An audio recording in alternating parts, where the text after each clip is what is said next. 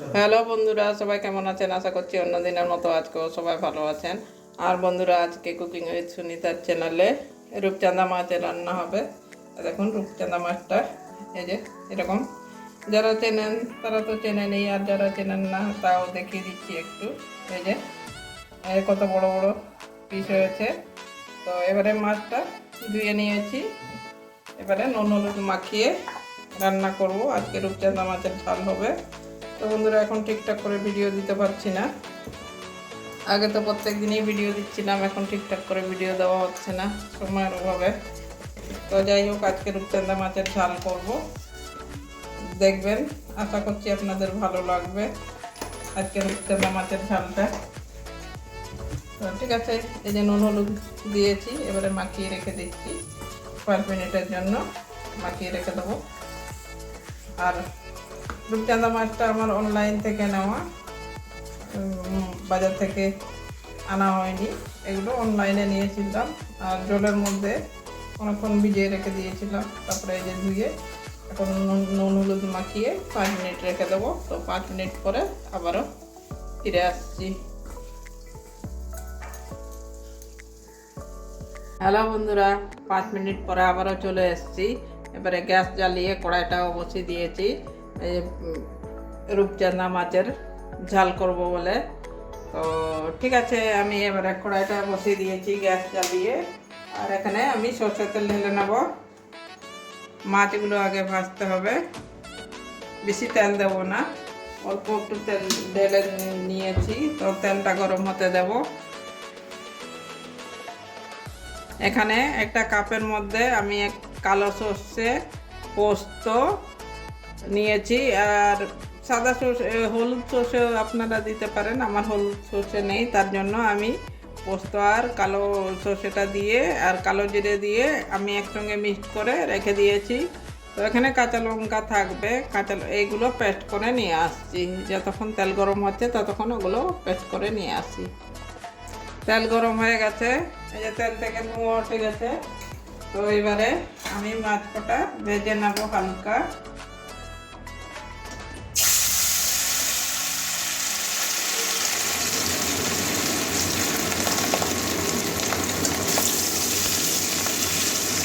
বেশিও ভাজবো না, যেহেতু মানে পোস্ত দিয়ে করবো, ওই জন্য বেশি ভাজবো না। তো হালকা একটু ভেজে নেব। হালকা একটু ভেজে নিলেই, যে কোনো মাছই যখন রান্না করবেন বেশি ভাজবেন না, হালকা হালকা করে ভেজে নেবেন যাতে না ভেঙে যায়। এইভাবে ভাজলেই আমাদের মানে মাছের টেস্টটা ভালো থাকবে। তো এবারে উল্টেও দিচ্ছি, হালকা একটু জাস্ট ভেজে নিচ্ছি।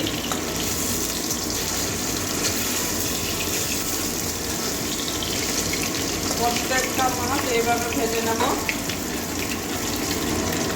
একদিকটা ভাজা হয়ে গেছে, এবার আবারও উল্টে দিচ্ছি। আগেও একবার উল্টে পাল্টে নিয়েছিলাম, তাও আবারও একটু উল্টে দিচ্ছি। তো মাছগুলো মানে মাছটা এত বড়, পিসটা দেখে বুঝতে পারছেন।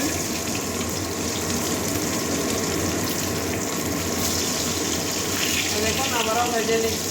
যেহেতু পেটের দিকে একটু পাতলা থাকে, ওই জন্য এরকম রাউন্ড করে দিয়েছে, পুরো বড় বড় করে রেখে দিয়েছে। তো যাই হোক, ওইদিকে একটু হালকা ওইরকমই লাল লাল করে ভেজে নেব। দেখুন দুদিকেই মাছটা আমার ভাজা হয়ে গেছে, লাল লাল করে ভেজে নিয়েছি। আবার একবারে উল্টে দিয়েছি। উল্টে পাল্টে এইভাবে মাছটা ভেজে নেবেন, দেখবেন ভাঙে না এই মাছগুলো। রূপচাঁদা মাছটা একটু শক্ত শক্তই থাকে।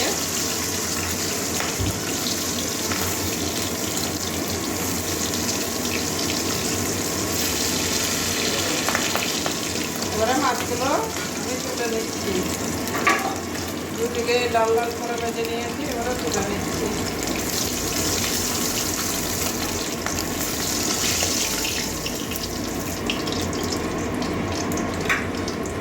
বাকি সব কটা মাছ ওইভাবেই ভেজে নেব।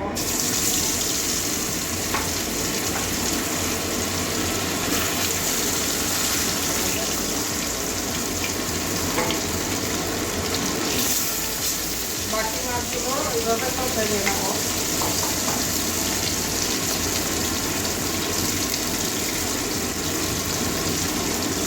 বন্ধুরা আমার মাছ ভাজা হয়ে গেছে। এবারে ফোড়নে যে কালো জিরে দিচ্ছি, কাঁচা লঙ্কা দিচ্ছি। কালো জিরে কাঁচা লঙ্কাটা একটু কাঁচা গন্ধ যাওয়া পর্যন্ত ভেজে নেব। এই যে কাঁচা লঙ্কাটা আমার ভাজা হয়ে গেছে।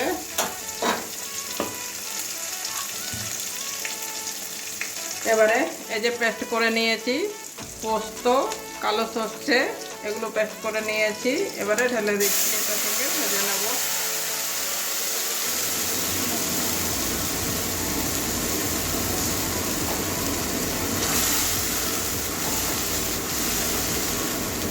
এটা কাঁচা গন্ধ যাওয়া পর্যন্ত একটু ভেজে নেব।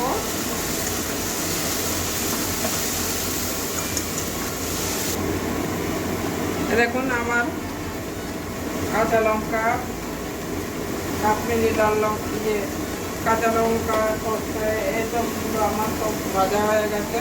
এবারে হলুদ দিয়ে দিচ্ছি, আমার পরিমাণ মতো হলুদ দিয়ে দিচ্ছি। কাশ্মীরি লাল লঙ্কার গুঁড়ো দিয়ে দিচ্ছি 1 চামচের একটু বেশি।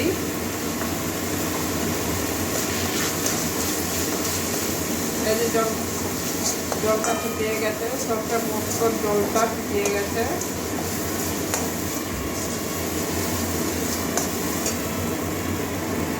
এবারে টমেটোটা দিয়ে দিচ্ছি, টমেটো কুচি করে রেখে দিয়েছিলাম।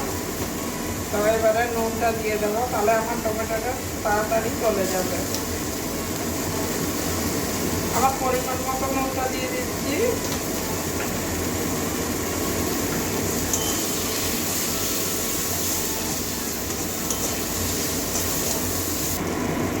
এই যে মশলাটা কষে নিয়েছি, এবারে একটু জল দিয়ে কষিয়ে নেব। হালকা একটু জল দিয়ে দিলাম। জল দিয়ে একটা টমেটোটা যতক্ষণ গলে যাচ্ছে না, মশলার সঙ্গে মানে নরম হচ্ছে না, ততক্ষণ একটু কষিয়ে নেব।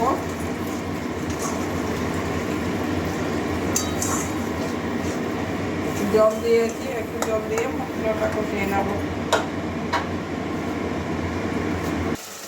এই দেখুন মশলাটা আমার কষানো হয়ে গেছে। এবারে জল দিয়ে দেব, জলটা একটু ফুটিয়ে নেব। আমি একটু বেশি জল দিয়ে দিয়েছি, তো ভাতের সঙ্গে খাবো মাছগুলো, তার জন্য একটু বেশি জল দিয়ে দিয়েছি। জলটা মানে ঝোলটা একটু ফুটতে দেবো আর কি। ঠিক আছে, একটু ঝোলটা ফুটে উঠলে আমি মাছটা দিয়ে দেবো। দেখুন বন্ধুরা জল ফুটে গেছে। এবারে আমি মাছগুলো ছেড়ে দেবো। একবারে ঢেলে দিচ্ছি সমস্ত মাছগুলো।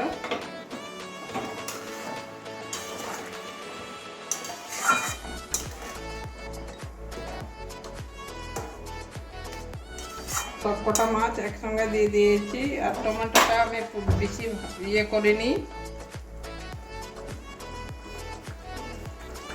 বন্ধুরা এই যে আমার মাছের ঝোলটা ফুটছে, এবারে ধনেপাতা দিয়ে দিচ্ছি। এই যে ধনেপাতা সব কুচি কুচি করে কেটে রেখে দিয়েছিলাম। এবারে দিয়ে আমি একটু ঢাকা দিয়ে রাখবো, যাতে ধনেপাতার টেস্টটা সব মাছের মধ্যে ঢুকে যায়। তো এবারে 2 মিনিটের জন্য ঢাকা দিয়ে দিচ্ছি। 2 মিনিট পরে আবার ফিরে আসছি। 2 মিনিট পরে আবারও চলে এসেছি। এই দেখুন আমার মাছের ঝোলটা কত সুন্দর লাগছে।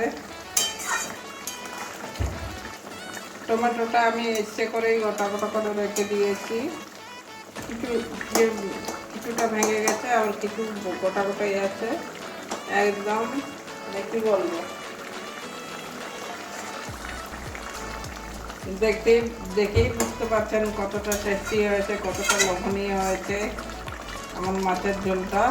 আজকে অন্য সময় অন্যরকম মানে রুই, কাতলা সমস্ত কিছু মাছ আমরা রান্না করি। আজকে আমি আপনাদেরকে দেখালাম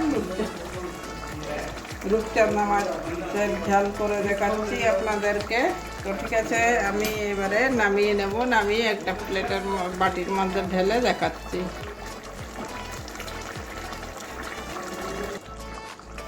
এবারে নামিয়ে নিচ্ছি। মিডিয়ামে গ্যাসটা রেখেছি, গ্যাসটা এবারে অফ করে দিচ্ছি। তো ঠিক আছে, একটা বেড়ে নিই, বেড়ে আপনাদেরকে দেখাচ্ছি। তো বন্ধুরা দেখুন, আজকে একটা এমন একটা বাটির মধ্যে বেড়ে দেখিয়েছি আপনাদেরকে, কি বলবো। এই যে একটা বোতলের মধ্যে মাছগুলোকে বেড়েছি, রেখেছি। তো কেমন হয়েছে আমার আজকের রূপচাঁদা মাছটা অবশ্যই কমেন্ট করবেন, ভালো লাগলে লাইক করবেন, চ্যানেলে নতুন হলে সাবস্ক্রাইব করবেন।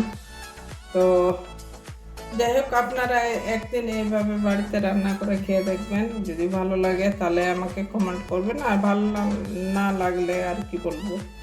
তো দেখুন, এই যে পুরো বোতলটা, এই যে হাত দিয়ে ধরে দেখাচ্ছি আপনাদেরকে, এই যে বোতলের মানে কি বলবো, বোতলের মডেলটাই আমি মাছটা ভেজে মানে তরকারি জল করে আমি রেখে দিয়েছি। তো অবশ্যই কমেন্ট করবেন, ভালো লাগলে লাইক করবেন, আবারও ডবল বলে দিচ্ছি। তো ঠিক আছে, আজকের জন্য এটুকুনই। আবারও অন্য কোনো দিন অন্য মেনু নিয়ে আসবো, অন্য রেসিপি নিয়ে আসবো। সবাই ভালো থাকবেন। তো ঠিক আছে, টাটা।